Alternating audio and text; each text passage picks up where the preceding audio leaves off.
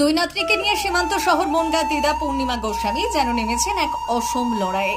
Bongaon Shaktigarh Navodaya club এলাকার এক ভাঙা চোরাকুড়ি ঘরেই তাদের মাথা গোজার আস্তানা। সেখানেই থাকেন দুই নাতনি, বছর 12 মনীষা অধিকারী এবং 10 বছর বয়সের মনিকা অধিকারী। একসময় যৌথ পরিবার, এখন ছিন্নমূল। আর তাই জীবনের শেষ অধ্যায়ে এসে ঠাকুমাই যেন হয়ে উঠেছেন এই দুই শিশুর একমাত্র ভরসা। বাবা মার দায়িত্ব পালনে দিদার এমন ভূমিকা দেখলে আপনাদেরও চোখে জল আসবে। জানা গিয়েছে পূর্ণিমা দেবীর দুই ছেলে ও এক মেয়ে। এক ছেলে মানসিক ভারসাম্যহীন, আর অপর ছেলে বিয়ে করে অন্যত্র আলাদা থাকে। মেয়ের বিয়ে হয়েছিল, কিন্তু দুটি কন্যা সন্তান হওয়ার পর মেয়ে ও জামাই তাদের দায়িত্ব নিতে অস্বীকার করে আর ঠাকুমার কাছে রেখে চলে যায়। সেই সময় মনীষার বয়স 1.5 বছর আর মনিকার মাত্র 2 মাস। তখন থেকেই তাদের দায়িত্ব কাঁধে তুলে নেন দিদা পূর্ণিমা দেবী। অভাবের সংসার, আশেপাশের কয়েকটি বাড়িতে পরিচারিকার কাজ করে কোনো রকমে চলে দিন। মাস গেলে যে সামান্য টাকা হাতে আসে তারও একটা বড় অংশ চলে যায় ঘর ভাড়া দিতে। বাকি টাকায় সাথে হয় খাওয়া দাওয়া, পড়াশোনা সবই। দুই নাতনি স্থানীয় বিদ্যালয়ে পড়ে, মনীষা 6-এ ও মনিকা 4-এ।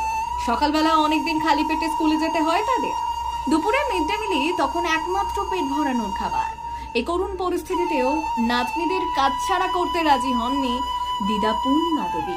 বললেন, ওরা ছেড়ে চলে গেলে আর বাঁচবো না, যতদিন শরীর চলে এভাবেই লড়াই চালিয়ে যাব। আমার কেউ নেই, আমার দুটো ছেলে, একটা ছেলে পাগল আর একটা ছেলে বিয়ে থাবা করে সরে গেছে। মেয়ে নাকি মেয়ের মেয়ে? আমার মেয়ের ঘরে।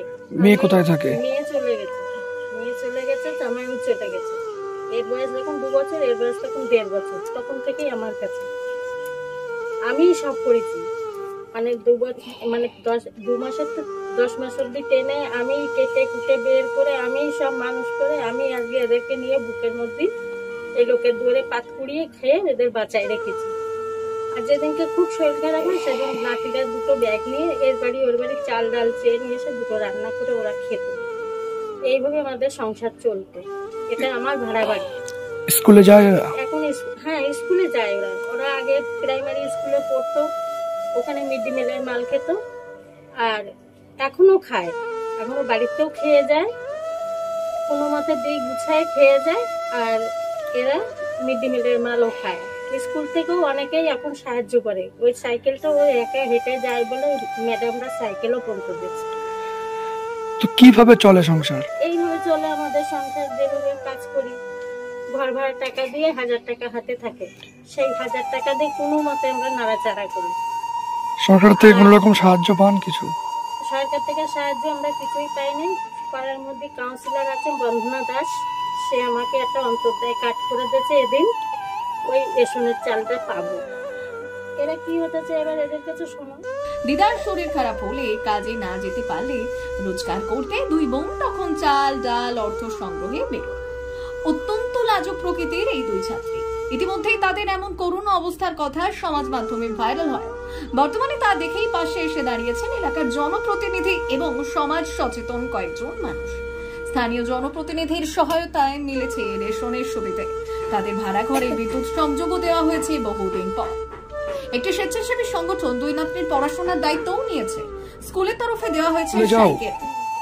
কোন ক্লাসে পড়ো? স্কুলে তোমার সাথে যারা পড়ে তাদের থেকে সাহায্য তারা কিছু করে তোমাকে বই খাতা দিয়ে? তো বড় হয়ে কি হতে চাও তুমি? আচ্ছা, কি নাম তোমার? কোন ক্লাসে পড়ো?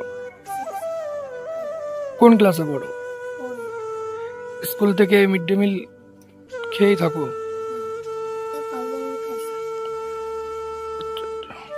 কি নাম তোমার? তবে পূর্ণিমা দেবীর শরীর এখন আর আগের মতো চলে না। তবুও বার্ধক্যজনিত অসুস্থতা নিয়েই প্রতিদিনের লড়াই। অসহায় এই পরিবারে মেলে না সরকারি তেমন কোনো সাহায্য। পূর্ণিমা দেবীর আবেদন, যদি কেউ একটু সেভাবে পাশে এসে দাঁড়ায় তাহলে নাতনিদের একটু ভালোভাবে মানুষ করতে পারতেন তিনি। তবে দিদা ও নাতনিদের জীবনের এমন কঠিন লড়াই যেন আগামী সমাজকে অনেক বড় বার্তা দিচ্ছে বলে মনে করছেন নাগরিক সমাজ। সদীপন গোষ্ঠীর রিপোর্ট, কাঁটাতার।